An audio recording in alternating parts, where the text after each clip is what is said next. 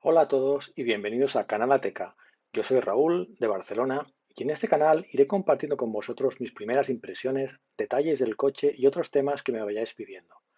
Se trata de nuevo Ateca con acabado Experience y hoy os explicaré la configuración que he elegido y por qué la he elegido, así como los extras que tiene, las sorpresas que me he encontrado y los regalos recibidos en el concesionario donde lo compré. Pero antes de empezar, me gustaría aclarar que yo no soy ni periodista ni trabajo para ninguna revista del motor ni para SEAT, tan solo soy un usuario de este fantástico coche. Dentro vídeo.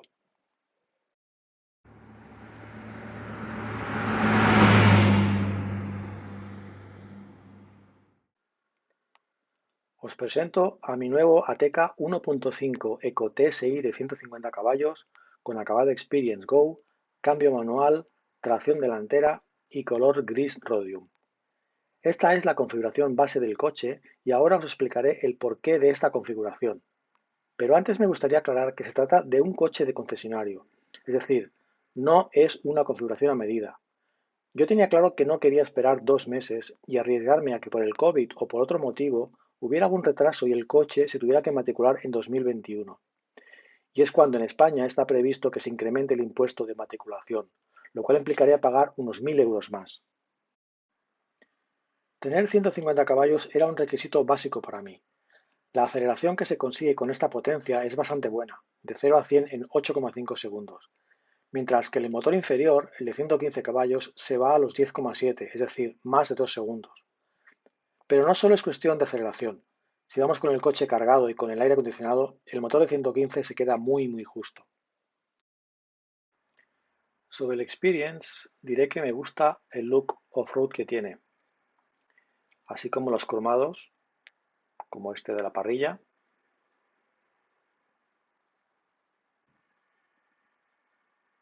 los de las ventanas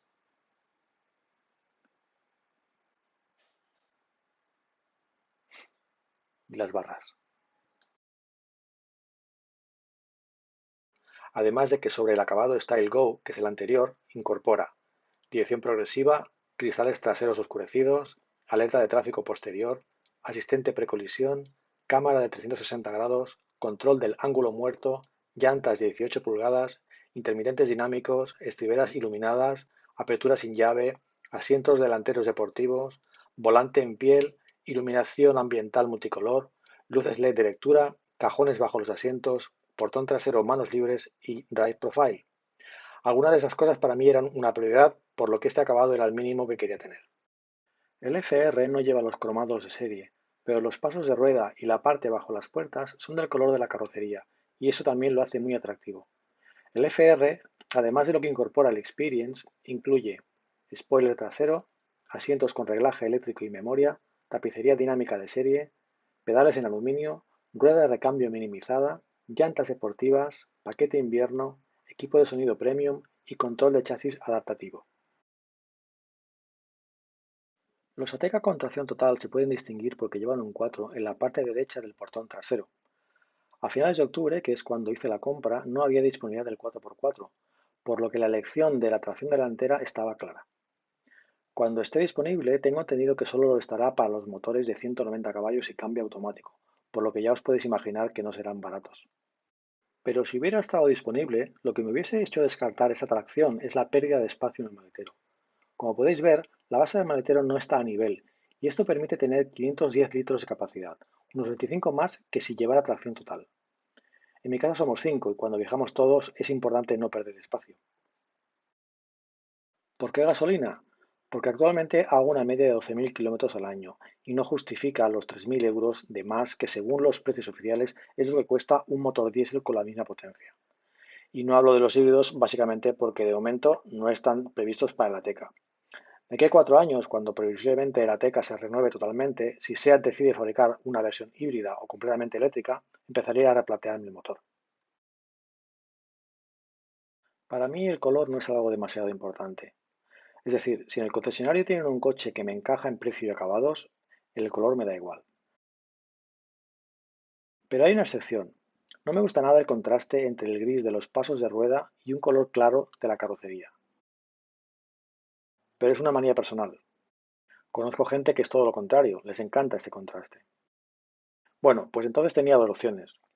Elegir un acabado FR, donde este problema no existe, o si me decantaba por un Experience, tenía que ser un color oscuro, que disimulara este contraste.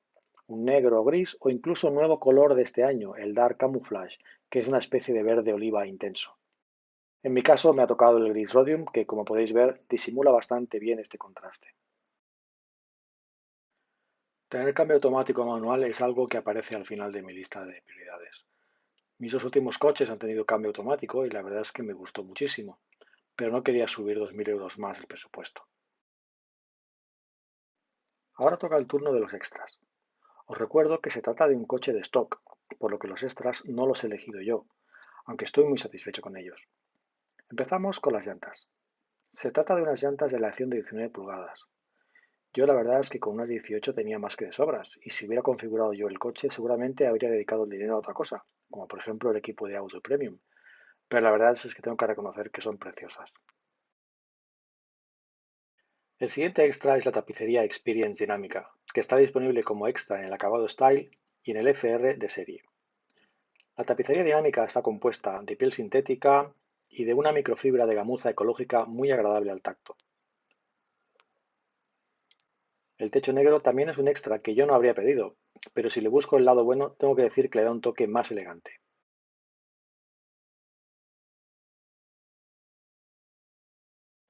Y el último extra es la rueda de recambio minimizada. Se supone que si no tienes este extra te dan el kit para pinchazos. Por cierto, si tenéis el equipo de música premium, el subwoofer viene instalado aquí dentro de la rueda. Pasamos ahora a las sorpresas, que de momento son todas agradables. La primera es la de los cristales tintados, pues es algo que no se menciona en los detalles que aparecen en la web de SEAT. Sí que es cierto que los tres ATKs que había visto en concesionario las llevaban, pero mi coche en concreto estaba en otro concesionario de la marca y no lo vi hasta el día de la entrega. La segunda sorpresa fue la rueda de modos de conducción. Es algo que no se menciona en las especificaciones y que yo pensaba que solo se incluía en los coches con cambio automático, los de tracción total o los que incorporan el control de chasis adaptativo. En este caso se ofrecen tres modos de conducción, el Eco, el normal y el Sport.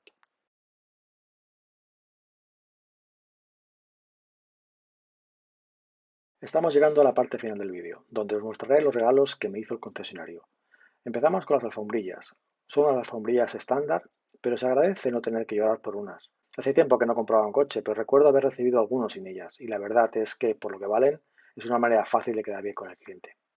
Los coches actuales están empezando a venir con puertos USB-C, por lo que yo me compré un par de cables de este tipo para llevar en el coche, pero cuando el comercial me dio un oficial de SEAT, la verdad es que me hizo mucha ilusión. Bueno, hasta que intenté usarlo, pero entonces me di cuenta de que no sirve, pues el conector que se supone que va al coche es el USB de toda la vida. Suerte que también compré un adaptador de puertos y lo podré usar. También me han regalado un pack de emergencia. Vamos a ver lo que incluye. Triángulos y chaleco.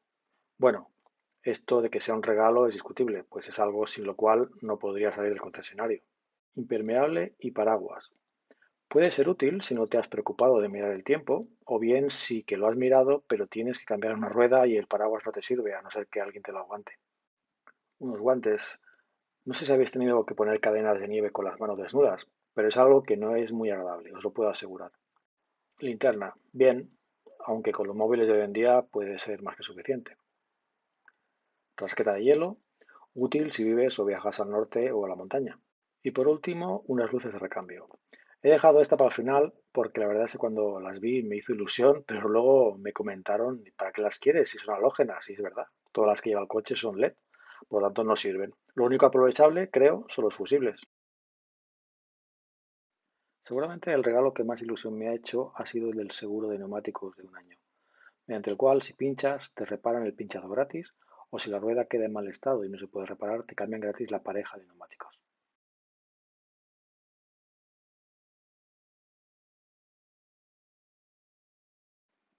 Bueno, hasta aquí este primer vídeo de presentación. Si os ha gustado, ya sabéis, darle al like, suscribiros y compartirlo.